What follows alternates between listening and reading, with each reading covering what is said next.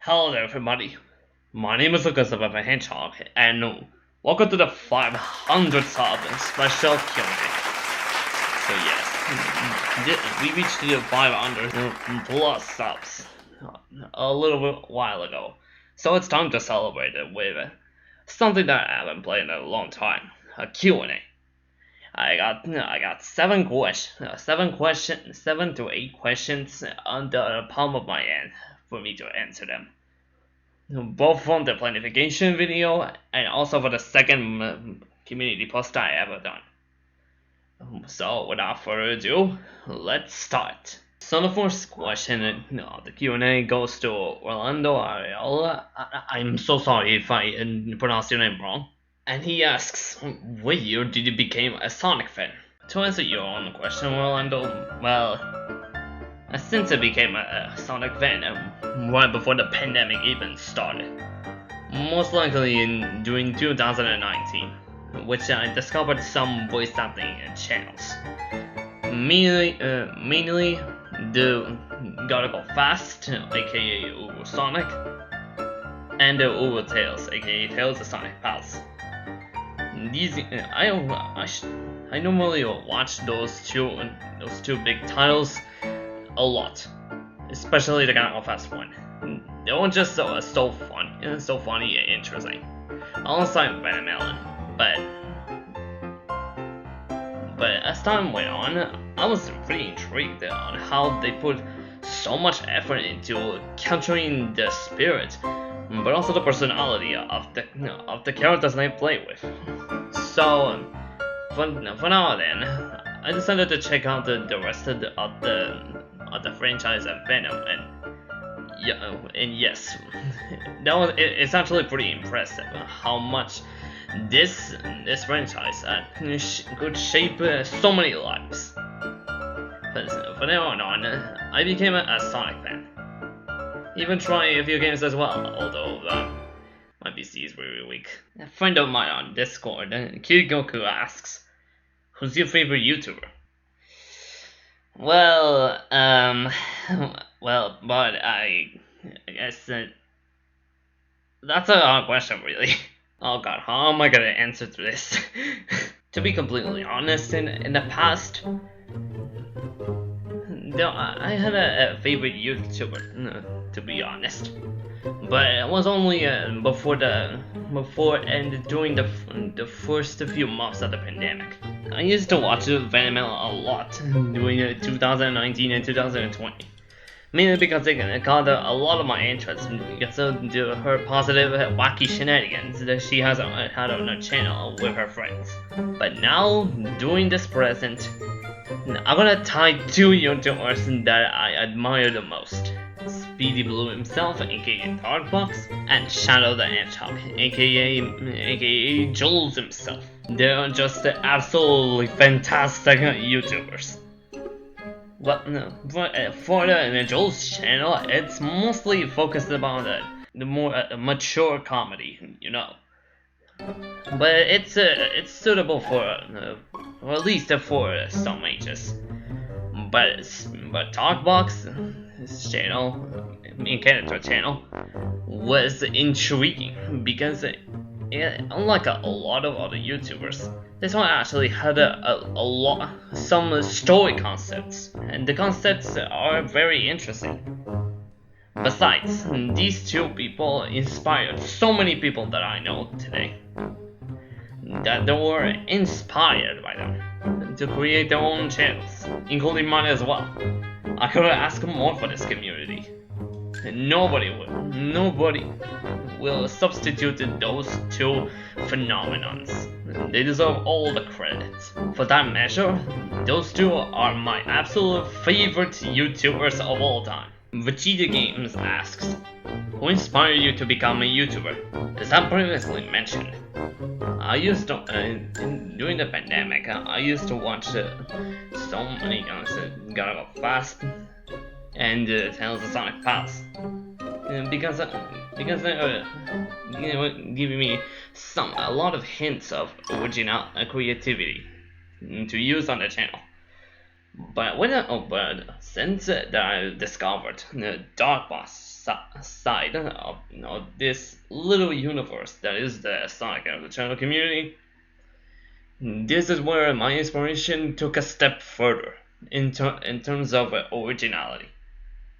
So it gave me a lot of enough confidence to start creating my channel. Christina Hernandez, I hope I said this correctly, I'm sorry if I did wrong. And she asks, who is your favorite Sonic character? Get to see about my BFB? Where to begin with Sonic? He's pretty much one of the most well-known characters in video game history. Probably one who has one of the most development over the years. Well, okay, that's kind of a bit of a judgmental call, but still, he's still a likable character, even though he can be a bit reckless and easygoing when it comes to protecting the planet against genocidal villains. But even then, he still has a heart of gold, trying to keep his friends and all the others safe and sound. He's not only that, but with his franchise,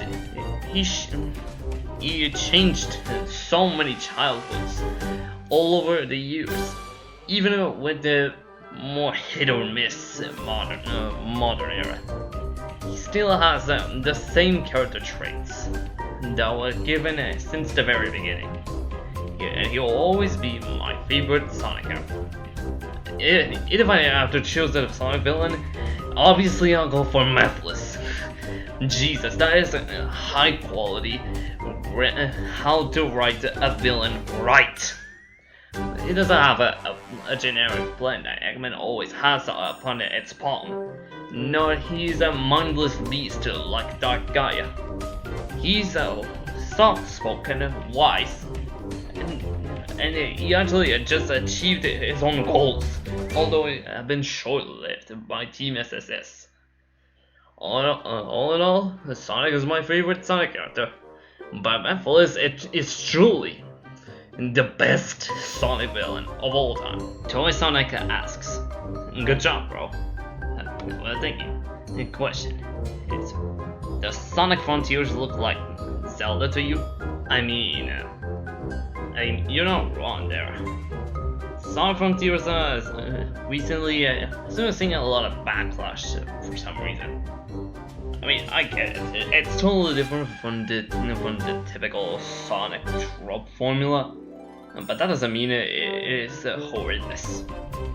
The settings are actually not too bad crafted, but the fact that from the distance they can just load like a Gmod map for some reason. Then again, it's just their first experiment, so hopefully they'll fix those issues. Also, I feel like they just mixed it up. The futuristic settings and the prehistoric events, slapping them together in a blender. But then again, it's just their own trying to do something different. Hopefully it won't be too rushed. And when the introduction of the new villain, Sage, I don't know how to say that name, a little small child, this is actually a bit of some interest, well, only barely some, because there still isn't enough to make it something in the highlights. And the new map is actually pretty well crafted. But yeah, in conclusion, for my opinion, it does have some similarities to Breath of the Wild, but still trying to do something different. Hellstone asks, what's your favorite reaction video you've ever made? And what is the most funny reaction video you created as well? I just had a lot of fun with the Temple of Chips reaction, but at the same time it leaves me completely off the wall confused, while just breaking all the walls of logic in this universe because, well, you can see by yourself. Regardless, I just adored doing that reaction video. Mainly due to its absurdity and craziness that was inserted into that video, and the fact that it's just easily my most viewed video in this entire channel's history. It just leaves me scratching my head more than usual. In a nutshell, that reaction managed to accomplish 2 things: being the funniest reaction video that I ever done, but also my favorite reaction video that I ever done on this channel. Also being one of the craziest. And with that, the Q&A is now off. All the questions are now answered. Well, at least because whenever Vegeta's answer might have been a bit of a cold. A bit of a group one with a similar question to another random user. But in any case, I appreciate you all for sending your questions for me to answer them. And thank you everybody so much for watching this Q&A video. And thank you so much for 500 subscribers. This has been an amazing journey, and I can't wait to deliver more treats on what's about to happen next. Remember, please be sure to like this video, comment down below what you want to see next on the channel, any other suggestions. Share this around with your friends too, for them to get more awareness of this channel's existence. And subscribe to this channel, turning the bell with notification bell to be notified about upcoming content. With that said, more videos are coming soon, so stay tuned. And I'll see you all later. Bye!